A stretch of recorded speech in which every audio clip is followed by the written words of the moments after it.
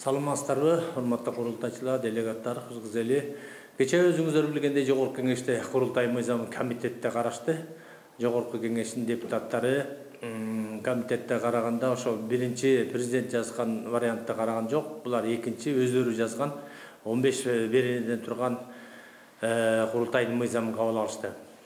Эми комитеттен өттү, эми Жогорку Кеңешке парламентке чыга турган болду. Бизинен ошол айылдык, райондук, анан областтык курултайларды жоюп салышты. Биринчиден бул жаман жагы, экинчи жагы, андан дагы жаман жагы ошо курултайчыларды бир күндүк кылып койду. Биз 3 күн деп суруш бердик эле.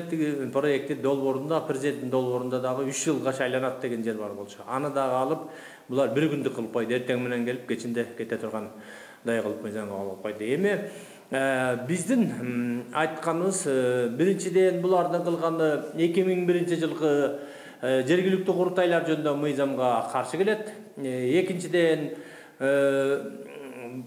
өзүн өзү башкаруу жана административдик органдар жөнүндө мыйзам бар. Алардын 61, 62, 67 беренеге каршы келет. Ал жерде жергиликтүү жарандар чогулушка, жыйындарга, курултайларды өткөрөт, бийликке сунуштарды берет деген 3 берене бар. Үчөөнө тең каршы келип атат. Үчүнчүдөн президенттин курултайды өткөрүү боюнча убактылуу указына каршы болот. Бешинчиден баш мыйзамдын өзүнө каршы болот. Баш мыйзамда ошо курултай боюнча 5 жерде 5 беренеде жазылган. Алтынчыдан өздөрүнүн берген антына каршы болот. Депутаттар Жогорку Кеңешке келгенде колуна баш мыйзамды коюп, конституциянын өзүнө колун коюп туруп, ошол жактан өздөрү ант берет. Конституцияны бузбайм, конституцияга элге каршы мыйзамдарды кабыл албайм, элге каршы мыйзамдарды кабыл алсам, мыйзамдын астында жооп берем деген. Жетинчиси, эл аралык конвенция бар. Эл аралык конвенция адамдардын укугу жана эркиндиги жөнүндө. Мына жакында эле конституциябыздын 30 жылдыгы өтүп, ошол жөнүндө сөз болуп, эл аралык мекемелерден келип сүйлөштү. Биздин депутаттар ошол жерден ант беришти аларга. Биз адам укугун бузбайбыз, эркиндигин бузбайбыз деп. Ал бул жерде болсо бүт элдин эркиндиги, адам укугу бузулуп атат. Адамдар өздөрүнүн көйгөйлөрүн айтып чыкканга булар тыюу салып атышат да. Ошон үчүн бүт жактан каршы келет. Ошондон улам биз бүгүнкү күнү 3 негизги сунуштарды суранып атабыз. Биринчиден ошол жергиликтүү курултайларды калтырып беришсин, экинчиден бир күндүк эмес 3 жылдык кылып делегаттар шайлансын, үчүнчүдөн делегаттар сүйлөгөн сөзүнө үчүн куугунтукка алынбасын деген. Анан урматтуу Садыр Нуркозоевичке дагы кайрылып кетет элем. Учурдан пайдаланып, эң негизгиси ушул идеяны Садыр Нуркозович өзү кабыл алган, өзү колдогон. Буга чейинки президенттердин баары обещать этип коюп аткарбай койушкан. Бир гана ошо Садыр Нуркозоевич өзүнүн указы менен курултайды, биринчи курултайды жакшынакай кылып өткөрдү. Ошол жакка делегаттар келип, 4000ден ашык сунуштар берилип, ошонун баардыгы мына 6 айдан бери аткарылып атат. Ошол мектептер салынып атат, балдар бакчасы салынып атат, газ кирип атат, суулар салынып атат, жолдор салынып атат, темир жол, гэстер, майра гэстер баардыгы салып иштелип атат. Бул аябай өтө жакшы нерсе. Ушул темп менен кетели десек, эми Жогорку Кеңештин депутаттары бут тозуп, колу бутун кезип бизге каршы болуп атат. Садыр Нуркозоевичтен сураныбыз, өзүңүздүн көтөргөн идеяңызды аягына чыгарып, ушу депутаттардын макул кылып, ошол курултай мыйзамын кабыл алып бериңиздерди суранабыз. Мен Бектенов Кусуп Таластан келдим. Элдик биринчи элдик курултайдын делегатымын. Менин келүүмө дагы кечеөнкө Жогорку Кеңештин депутаттарынын комитетте караган мыйзам, курултай тууралуу мыйзамды караганда иш аракеттери ушу түрткү болду. Урматтуу депутаттар, силер өзүңөрдү мындай Кудай сезип алдыңар окшойт да, кичине жерге түшсөңөр жакшы болот эле. Биз Кыргызстан эгемендик алдык деп өз эркиндигибизди кескенибизге 32 жыл болду. 32 жылда 6-чы президент бийликке келип отурат. 31-32 премьер-министр иштеп атат. Жүздөгөн өкмөт мүчөлөрү кетишти, министр болуп иштешип.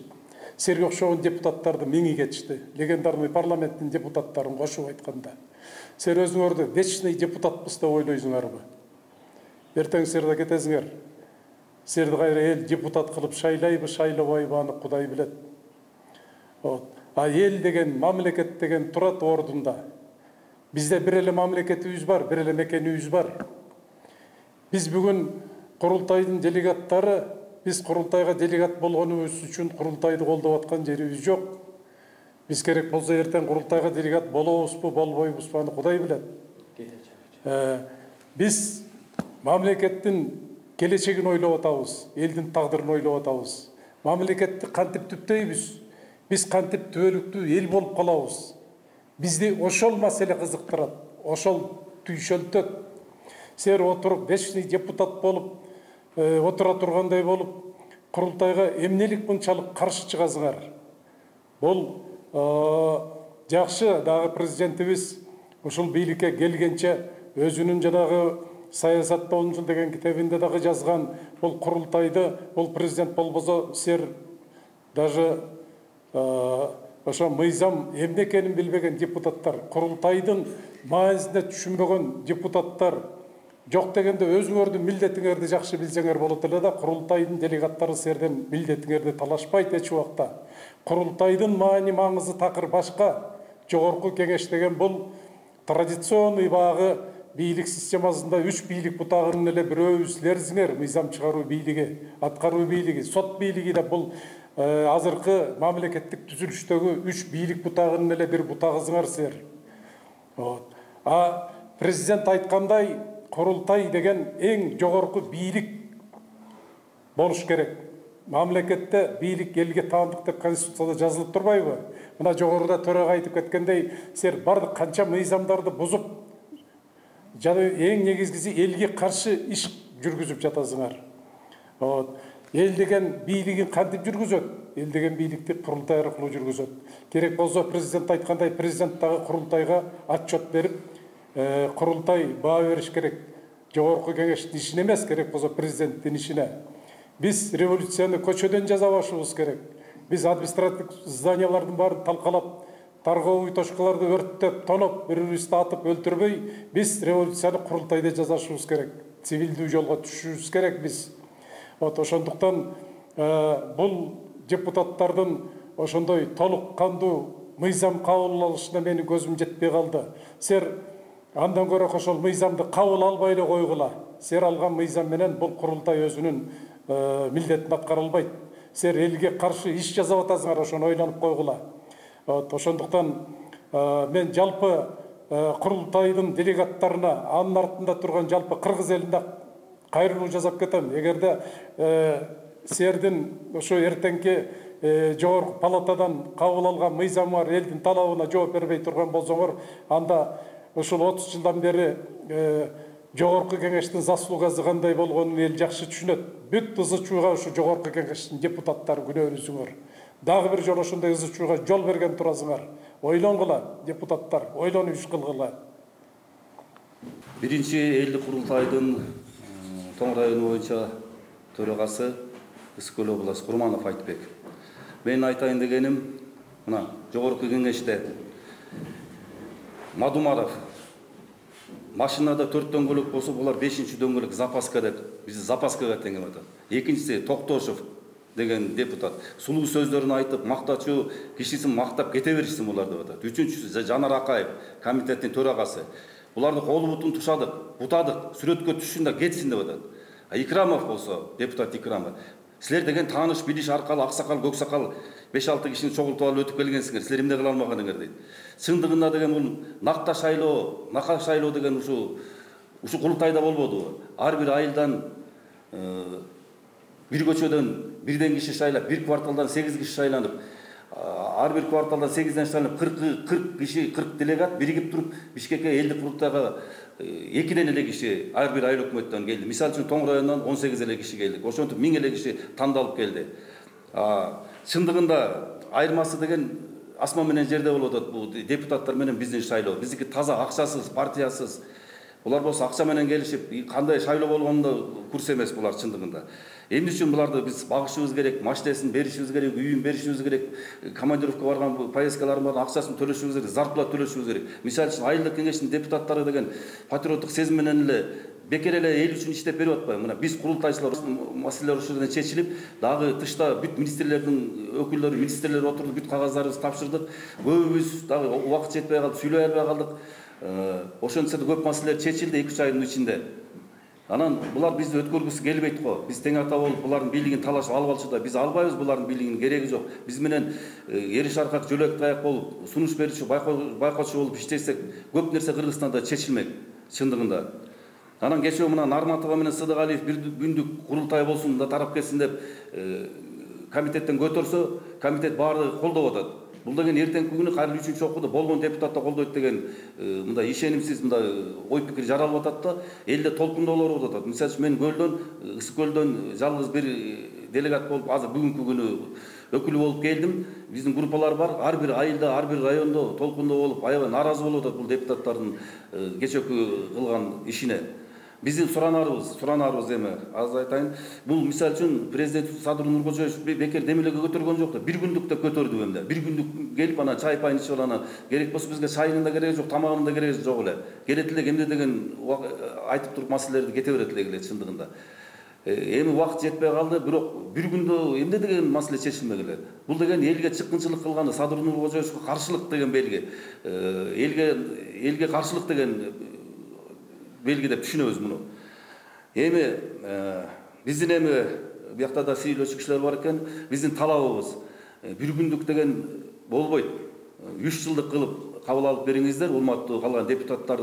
Мына көп депутаттарга телефон менен да чыктык, мындай да кайрылуулар жазып атабыз. Бардыгы макул болуп атат, көтөрүп беребиз, сөз кабыл алып беребиз деп атат. Анан араңарда 5-6 жанагындай депутаттардын сөзүнө кирип алып, элди унутуп калбагыла. Биз силерден суранабыз, 3 жылдык мөөнөткө кабыл алып бериңиздер, же болбосо жок дегенде 1 жылдык мөөнөткө кабыл алып бериңиздер. Экинчиси, жанагы этика комитети болуш керек сиздерде. Себеп дегенде мен айылдык кеңеште депутат болгом, бизде этика комитети бар болчу, анча-мынча кишини ошол жерден уяткарып койчубуз. Ошондой комитет болсо, жогоруда айтылган 5-6 депутатка чара колдонуп, эл алдында кечирим суратып, же болбосо айткан сөзүн жооп бергидей болсун.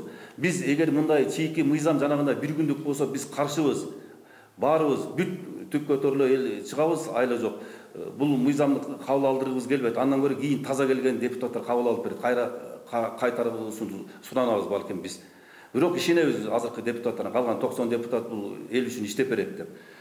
Ошонан анан кийинкиси бороки делегаттардын сүйлөгөн сөзү боюнча улуттук болбосун.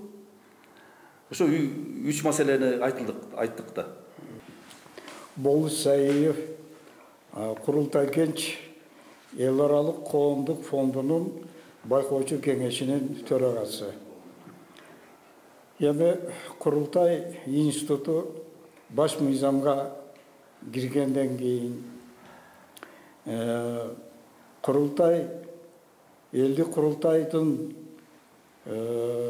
саясаты, идеологиясы калың катмар элдердин кабыл алуусуна мына мен өзүм байкоом боюнча 10 жылдан бери жакшыбы, жаманбы, маанилүү болдубу, бирок бул иштер жүрүп келатат. Эми азыркы кырдаалда ушу мыйзамдын айланасында болгон кайчы пикирлер, ар түрдүү көз караштарга эмне деп айтсак болот? Абсолюттук чындыкты эч ким түбөлүк ижарага алган эмес. Ага акысы дагы жок. Абсолюттук чындык кай жерде? Бул элдин арасында. Ошо Курултай институту бул элдин өкүлчүлүгүн, ушу элдерден чыккан данышман, дасыккан, кесипкөй адамдарды ушу мамлекеттин башкаруу звеносуна, процессине тартуу болуп турат.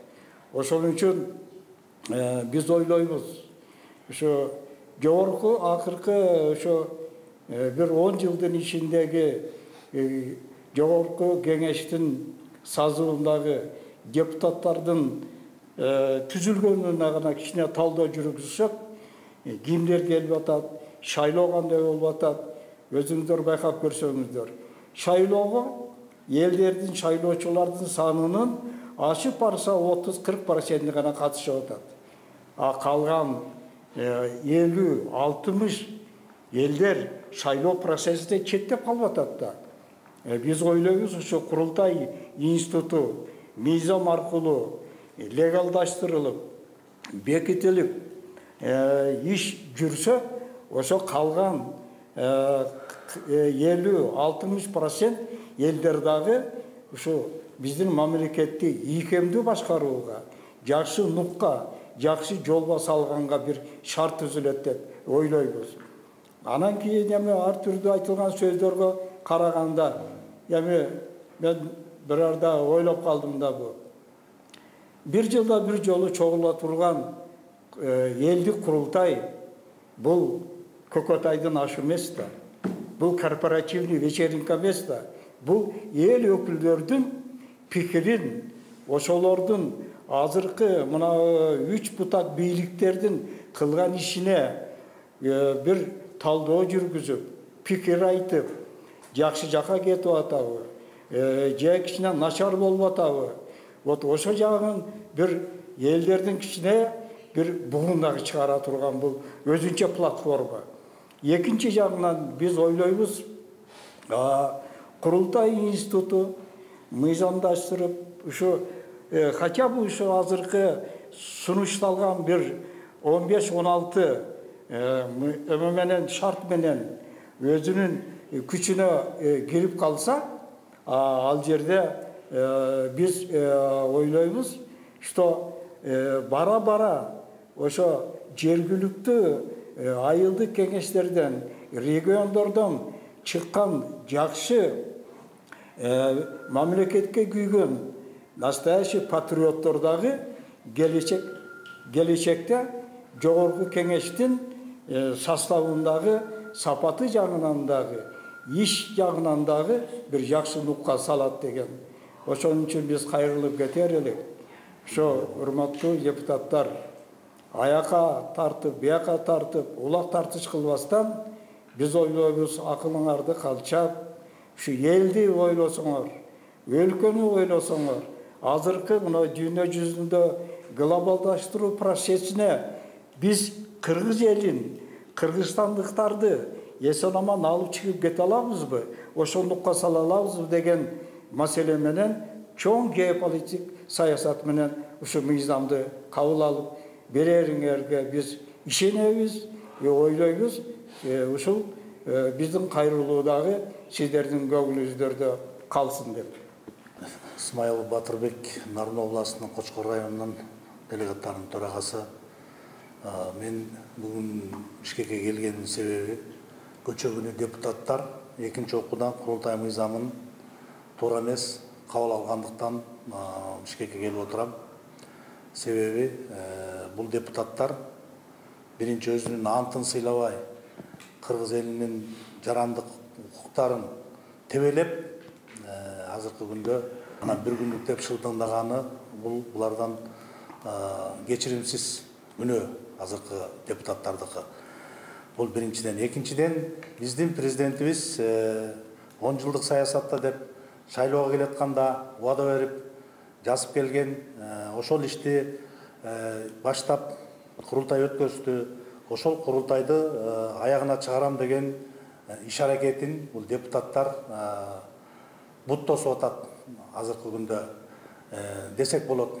Себеби бул депутаттар жаңысы эле бул президентке эмес, биздин 3-4 президентти кетиргенге ушулар мүнөлүү. Себеби булар биринчиден олигархтардан келет экен, акчалуулар. Экинчи криминалдардын тобу, үчүнчү партиялардын, Текебаев, Өмүрбек Текебаев өзү айтты эле, бул партия өзү бизнес депчи. Ошол партиялардан, анан МПОнун өкүлдөрүнөн келеткен 90% бар дегенден алыспыз, 90% ушул 4 өкүлдөрдөн келип, ошолордун кызыкчылыгын колдойт экен. Эми булардан кандай жакшылык күтсөк болот? 4 президентти 4 жолу ак үйлөрдө өтүп туруп, ушул акыбалга жетишкен ушул депутаттар Эми биз Кыргызстанды кайсы кимдер башкарып, кимдер ушул акыбалга алып келип атканын кыргыз элин тентетип, уже азыр биздин эме жетип атат азырчы, буларгачы. Ким экенин эл өзү аныктап атат булардычы. Ошон үчүн азыркы президентке булар бут тозуп, президенттин койгон саясатын туура эмес мыйзамдарды чыгарып, кыргыз элин тентиткен бул депутаттарды, если бунда жакшы эстерине келип, курултайдын мыйзамын өзүнүн ордуна кабыл алып бербесе, булар тараш керек.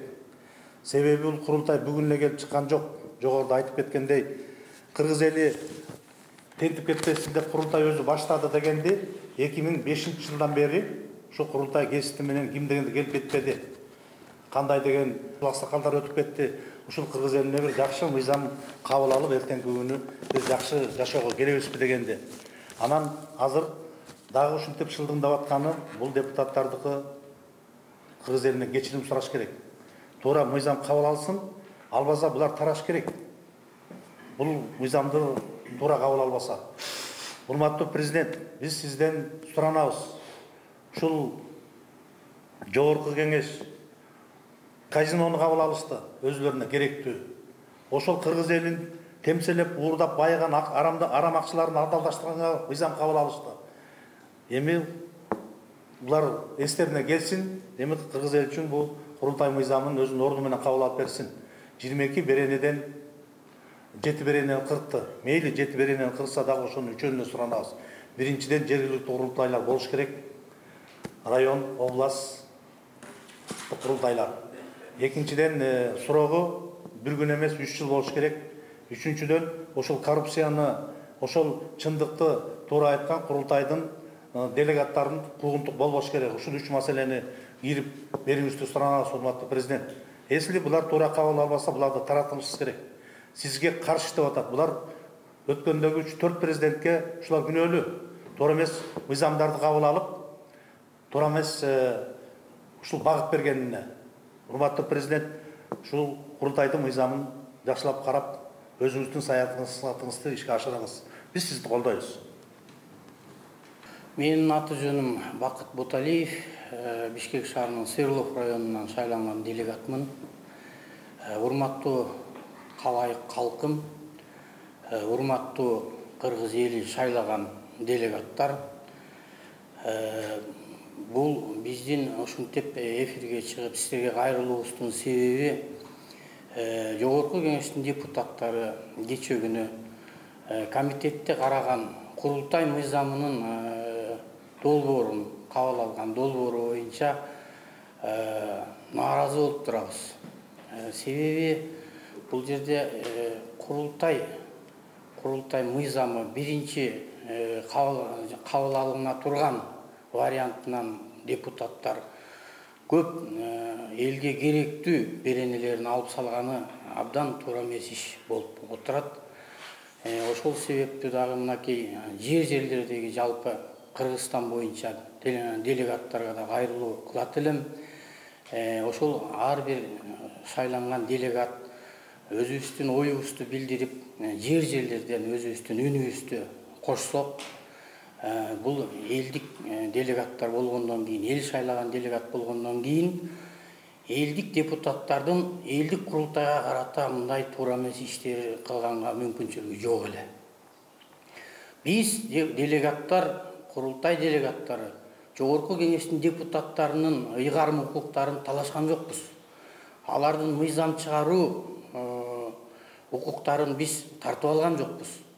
Курултай мыйзамында делегаттар байкоочу жана кеңеш берүүчү гана, сунуш берүүчү гана орган. Бул Конституциянын 7-чи беренесинде жазылып турат. Конституциялык өзүбүздүн делегаттар укугубуз бар. Анан бул жерде айта турган негизги нерсебиз урматтуу депутаттарга дагы жалпы кыргыз элим, биз ушундай азыр Кыргызстанда болуп жаткан Садыр Жапаров баштаган, президенти Садыр Жапаров баштаган өнүгүү жолунда мына Кумтөр Кыргызстандын менчигине алды. Андан сырткары мына 30 жылдын ичинде курулбаган завод, фабрикаларды салуу башталып, мынакей башталуу жолунда турат. Андан башка толтура кенибиз иштетилердин алдында турат. Өзгөрүү Кыргызстанда толтура. Ошондой эле Садыр Нуркожоевич Жапаров ушул курултай мыйзамын кабыл алып, ушул депутаттар ушул мыйзамды кабыл албай койгон кезде убактылуу мыйзамды киргизип, убактылуу положение менен мына курултай өткөн. Азыркы кезде мынакей биз кайрылуубуз ушул. Бул биздин талаптарыбызды мынакей менин коллегаларым да айтып кетти.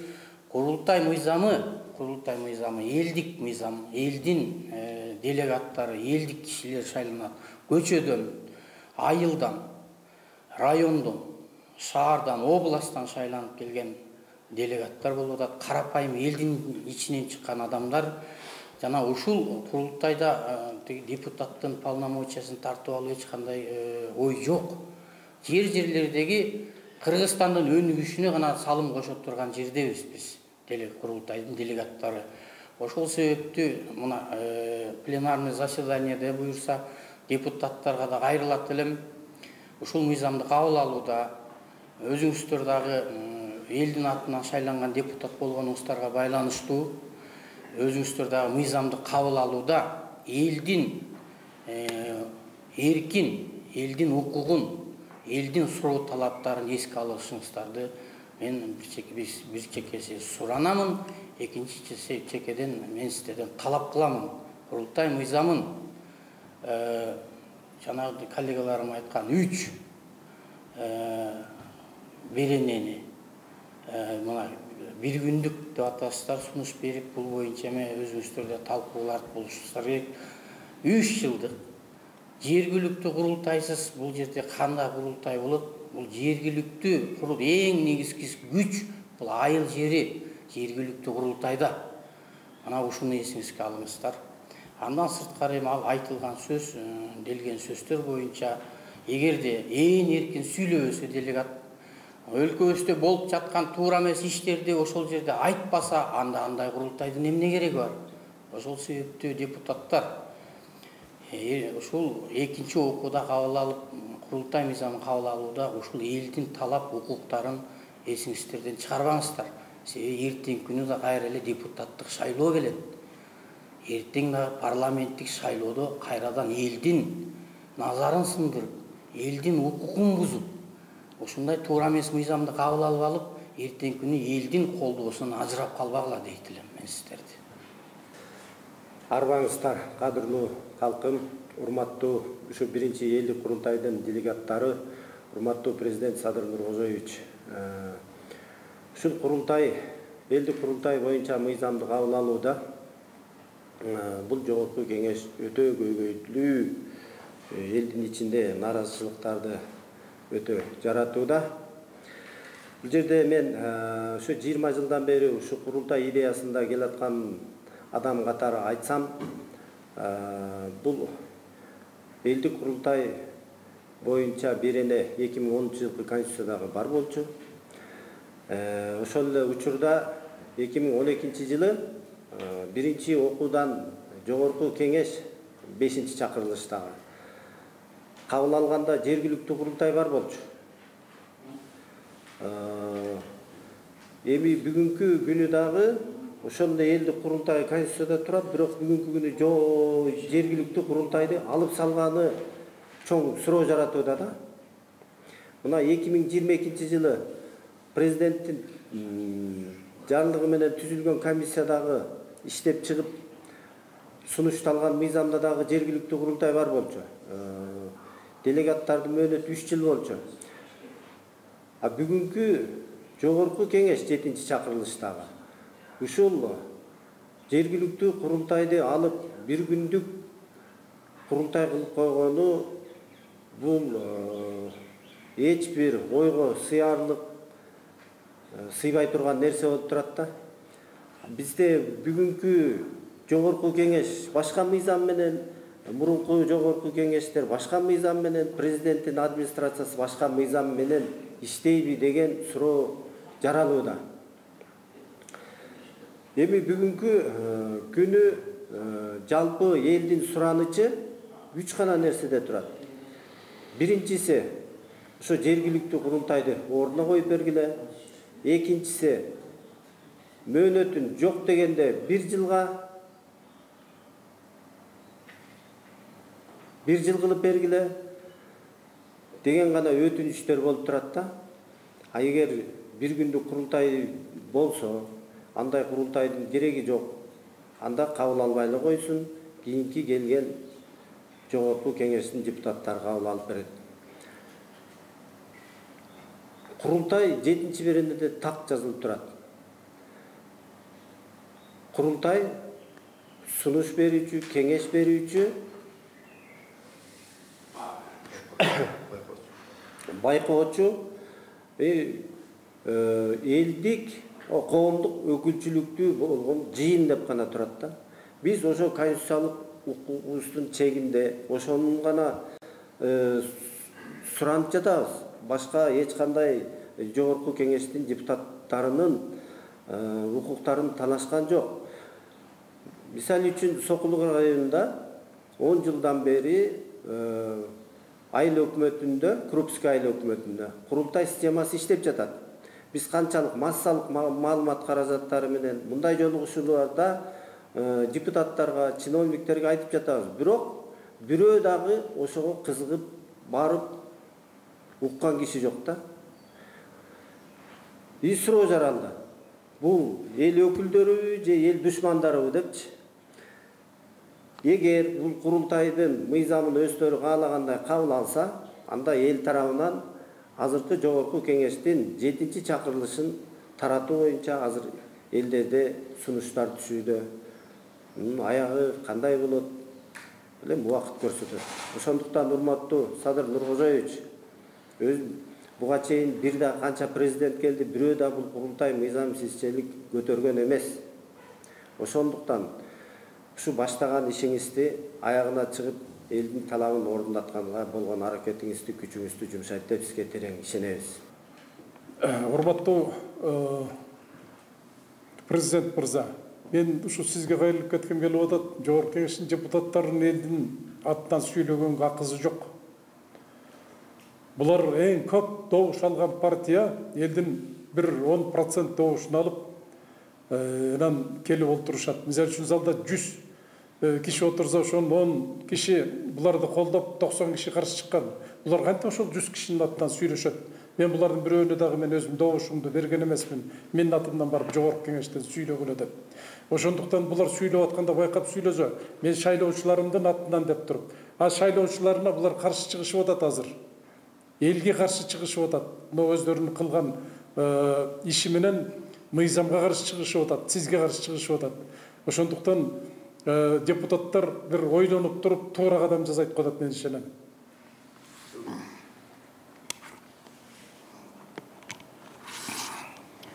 Бул жерде да бир тактап кое турган маселе бар. Мына мыйзамды алалык. Жазылган мыйзам бар, жана жазылбаган мыйзам бар. Жазылган мыйзамды мына ошо урматтуу биздин депутаттар юридикалык жактан оформить этип, бекитип, президенттин указы менен жарыяланат. Андан башка жазылбаган мыйзамдар бар да. Кыргызды миң жылдардан бери тарыхын жоготпостон, адап акылактарын жок кылбастан, үрп адаттарды сактап, санжыраларын жазып келген мына чоң-чоң уурулардын курултайы өтөт. Аны ошол топтун башында турган данышман аксакалдары, билимдүү балдары, кыздары колдоп, андан башка бул депутаттар дагы кичине ойлонуш керек да. Бул жазылбаган мыйзамга эмнелер кирет? Бул туушкандардын мамилелери жана башка жакшылык болот, жамандык болот. Ушул жерде калың катмар эл катышат. Ошон үчүн биз ойлойбуз, ошо мыйзам кабыл алса эле курултай бир жакшылык менен өнүгүп кетет дегенден биз алыспыз. Курултайдын түзүмү дагы, түзүлүшү дагы, идеологиясы дагы баштаган багыттары дагы бара жөнгө салып, биз ойлойбуз ушул жагынан дагы бир депутаттар бир мааниге алып, бир көңүлгө, көдөнүнө жакшынакай сакталып туруп, анан чечим кабыл алып берсин дегенди биз суранабыз азырынча. Урматтуу президент, сиз баштаган саясатыңызды аягына чыгарышыңызды суранабыз. Себеби азыр бул биздин олигархтардан келген бир топ кызыкчылык колдогон партиялардын өкүлдөрүнөн келген, криминалдардан келген, анан уюмдардан келген бул депутаттардан абайлабасаңыз, бул элге ылайыктуу, сиздин иштегениңизге ылайыктуу мыйзамдарды ушинтип буттосуп кабыл албай атса, эртеңки күнү сиздин түйүңүзгө, ушул президенттердин, мурунку президенттердин түйүнө жеткен, ушу сиздин түйүңүзгө да жетет. Урматтуу Садыр Нуркожоевич, сизди биз сыйлайбыз. 10 жылдык саясатта деп курултайды өзүңүз баштадыңыз. Указыңызды чыгарып курултайды өткөздүңүз. Эми мыйзамды жакшы өзүнүн орду менен өткөзүп бериңиз. Сизден суранарбыз. Өзүңүз айттыңыз эле, курултай менин көзүм болот, менин колу бутум болот деп. Анан коррупционерлерди чапканга кылычыңыз болот. Сырткы күчтөрдөн калкаланганга калкан болот. Урматтуу президент, сизден да бир жолу суранабыз. Жакшы мыйзам кабыл алдырып, бул жогорку кеңештин жанагы чыккынчыбы, кыргыз элине чыккынчыбы өзүнүн антын сыйлабаган депутаттардан сак болуңуз, урматтуу президент. Буларды эсили туура мыйзам кабыл албаса таратыш керек. Урматтуу кыргыз калкын, президентибиз Садыр Нуркожоевич Жапаров, урматтуу делегаттар, ушундай өлкөбүз өнүгүү жолуна түшкөн кезде, Кыргызстанда өзгөрүү көп болуп аткан кезде, ушул курултайдын делегаттары биз дагы жакындан жардам берип, билектүү киришип, жакындан жардам берип, чоң көмөгүбүздү көрсөтсөкпү деген эле оюбуз бар биздин. Анан азыркы кезде жолдош депутаттар ушул туура эмес кылып аткан туура эмес иштериңер ичинде мынакей ачык эле сөз курултайга каршы тикесинен тик каршы туруп аткан ошол эле Жанар Акаев, Надира Нарматова, ушул сиздер жана Сыдыгалиев Нурбек деген депутаттарыбыз эл шайлаган депутатсыңар. Ошол курултай мыйзамына каршы чыгып атканыңар, ошо элдин суроо талап эркине каршы чыгып атканыңар. Ушуну ойлонуп койсоңуздар, ушу кийинки мынакей жанагы добуш берип, ушул экинчи окууда кабыл алууңарда. Биз сиздердин ушундай туура эмес иштериңер үчүн биз шайлаган мынакей депутатсыңар силер. Ушул боюнча мына эл жалпы шайлоочулардын атынан ушул сиздердин туура эмес кылган ишиңерге дагы биз дагы эл менен чогуу чара көргөнгө чейин барууга туура келет, урматтуу депутаттар. Мына жергиликтүү курултайды жоёбуз деп атат. Айылдын көйгөйүн, ошо жергиликтүү делегаттар жеткирип атпайбы президентке чейин? Баягы элдик курултайда эмне деген вопросторду, мына мен эле Тоң районунан бир эле айыл өкмөттөн 20дан ашык вопросту алып келдим. Мисалы үчүн, андай республикачы эмне деген көйгөйлөр ордуна чечилип дагы чечилет. Жергиликтүү курултайды сөз калтырыш керек. Ал биринчи. Анан мына бизде эмне көп? Партиядан көп неме жок, НПОдон көп неме жок. Килеген Кытайда бир эле коммунисттик партия. Мына Россияда деле чындап келсе Единый Россиядан дагы 2-3 партия. Америкада республиканский менен демократический партиялар экөө эле. Кандай өнүгүшөт. А бизди жикке таратып, батыштын саясаты менен демократияга жамынып алып, мисалы үчүн деген бизде кайда 16 000 гей бар. Кайда гей бар? Алар НПОдон акчаны алат, миллиондап алат, ар бир 10 000, 20 000 долларын деген, барып катталып койчу. Дейт ака, катталып койсоң $1000 берейин сага, $500 берейин деп. Анан бул кандай бул терс көрүнүштөр, мисалы үчүн. Зордуктоолорду, киши өлтүрүүнү жаап коюп атышат, кутулуп кетип атышат. Эмне үчүн өлүм жазасын киргизе алышпайт, мисалы үчүн биздин мыйзамга бир четте. Ошонун баары эл арасынан чыгып атат көйгөйлөр. Бул кошумча айтылган сөздөр эле. Эми Садыр Нуркожоевичтен суранабыз. Урматтуу Садыр Нуркожоевич, өзүңүз баштап берген элдик курултай жөнүндө демилгениңизди аягына чейин чыгарып бериңиздер. Эл баары суранат. Биз бул жерде отурган жети областтан келдик, шаарлардан кошо келдик. Бирок артыбызда бүт областтар, райондор узат ар бирибизди миңдеген кишилер. Сөзсүз көңүл буруп ушуга өз көзөмөлүңүздү алып коюңуздар суранабыз. Азыркы 7-чи чакырылыштын депутаттары сер ылдый жерге түшкүлө. Эгерде эл талап кылган, биринчи элдик курултайдын делегаттары талап кылып аткан мыйзам толук канда өтпөй турган болсо, эртең сердин дагы күнүңөр бүтөт. Сер биз түшпөс ханбыз, түбөлүктүүбүз деп ойлобогула. Сер эмес, серден башкаларды дагы эл ордуна койгон, эскерден чыгарбагыла. Эртең мыйзам кабыл алынбай турган болсо, биз ишти сер менен баштайбыз. Урматтуу Жогорку Кеңештин депутаттары, курултай бул ата-бабадан калган биз үчүн ыйык мурас. Кылымдарды карытып, кыргыз элин, жерин сактап келген курултайды жок кылуу саясаты болуп жатат бүгүнкү күндө. Эгер ушу силер каалагандай мыйзамды кабыл алсаңар, кийинки кадамыбыз жогорку мыйзам чегинде Жогорку Кеңешти таратуу маселесин көтөрөбүз. Урматтуу депутаттар, эгерде мыйзамын кабыл алып бербесеңиздер, жогоруда да айтылды, биз мына 7 областтын өкүлү турабыз, шаарлардын өкүлдөрү отурабыз, баардыгыбыз макулдаштык. Артыбызда бүт кыргыз эли турат. Биз мажбур болобуз сиздерди кетиргенге. Анткени сиздер актабай атасыңар элдин бүтүн.